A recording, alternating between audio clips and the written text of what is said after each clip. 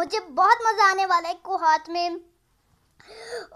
क्योंकि कोहाट पे कितना प्यारा सफ़र होता है, कितना प्यारा रास्ता होता है, टनल्स, बिग बिग टनल्स, और जिसमें अंधेरा होता है, इंटर होते ही लगता है कि रात हो गई है। मुझे बहुत मज़ा आता है। I am very very very excited and be with me. मेरी इस वीडियो को एंड तक ज़रूर देखना, लास्ट तक ज़रूर देखना।